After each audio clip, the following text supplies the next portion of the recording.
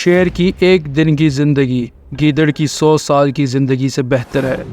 آپ نے یہ قول بہت سنا ہوگا، لیکن ڈو یو نو اس کی شروعات کہاں سے ہوئی تھی؟ Let's figure it out in this video. Tipu Sultan Hindustan میں انگریزوں کے خلاف آخری امید تھے۔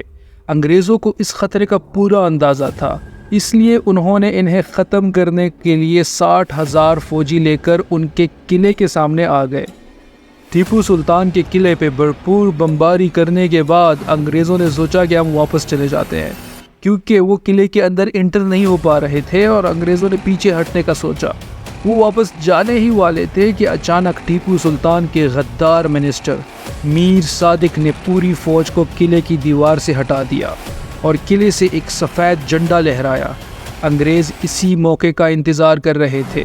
انہوں نے پوری فوج سمیت قلعے میں گھس کر ٹیپو سلطان کو شہید کر دیا۔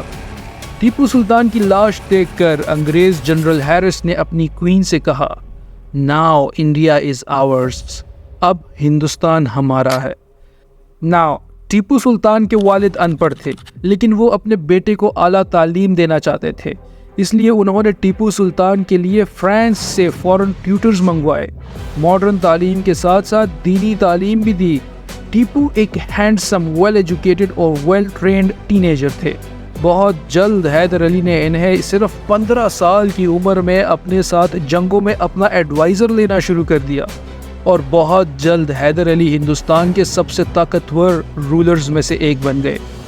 ٹیپو سلطان ایک بہت نیک مسلمان تھے اور اپنی ایڈمنسٹریشن میں ہندوستان کو پوری نمائندگی دی تھی، لیکن بعد میں جب انگریز جیت گئے تو انہوں نے ٹیپو سلطان کو ایک ظالم اور دشمن اسلام کے طور پر پورٹرے کیا۔ انہوں نے یہ بتایا کہ کیسے انہوں نے میسور کے ایک ظالم کے ظلم سے بچایا ہے، حالانکہ that was not the true story. Tipu Sultan modern rocket system کے سب سے بڑے انوویٹر تھے۔ جب وہ نواب بنے تو انہوں نے پر کیپٹا انکم یعنی ایک عام آدمی کی کمائی کو 5 گنا بڑھا دیا۔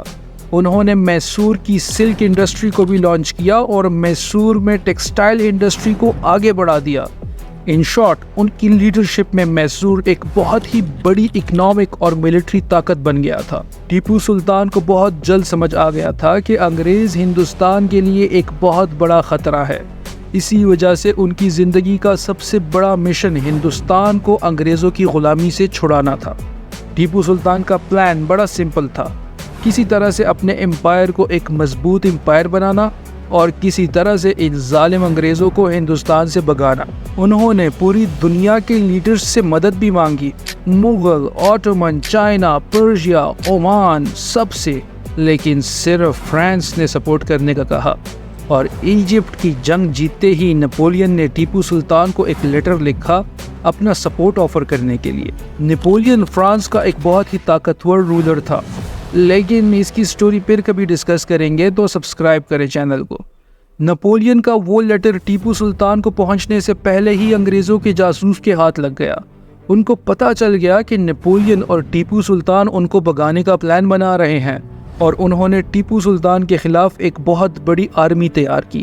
5 اپریل 1799 کو انگریز نظام اور مرہٹوں کی مدد سے 60,000 فوجی لے کر ٹیپو سلطان کے قلعے کے سامنے آ گئے، لیکن ٹیپو سلطان کے منسٹر میر صادق کو انگریزوں نے اس جنگ سے پہلے ہی خرید لیا تھا۔ انگریزوں نے اپنے توپوں سے قلعے کی دیواروں کو تباہ کرنا شروع کر دیا۔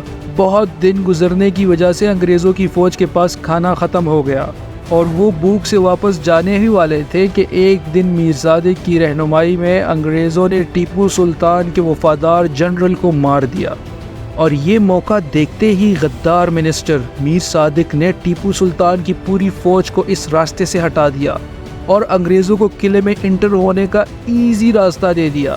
ایگزیکٹ اسی موقع کا انگریزوں کو شدت سے انتظار تھا۔ وہ فل فورس لے کر قلعے میں گھس گئے۔ ٹیپو سلطان کے فرینچ ایڈوائزر نے آ کر کہا، جو ان کی ہیلپ کے لیے آئے تھے، "سر پلیز آپ یہاں سے جائیں اور دوسرے قلعے میں بیس بنا لیں۔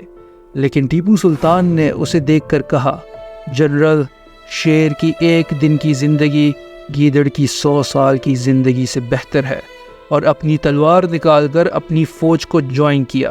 لیکن میر صادق نے ٹیپو سلطان کو ایک بند کمرے میں لاک کر کے انگریزوں کے حوالے کر دیا۔ جس کی وجہ سے انگریزوں نے انہیں شہید کر دیا۔ لیکن اس غداری کا میر صادق کو کوئی فائدہ نہیں ہوا، کیونکہ باہر نکلتے ہی ایک میسوری فوجی نے میر صادق کو بھی قتل کر دیا۔ میسور کے لوگوں نے انکلوڈنگ بچے، بوڑھے، عورتیں، سب نے میر صادق کی لاش کو قبر سے واپس نکالا، اس کے ٹکڑے کیے اور ایک جگہ پر لٹکا دیا۔ 2 ہفتے تک پتھر اور جوتوں سے اس کی لاش کو مارتے رہے۔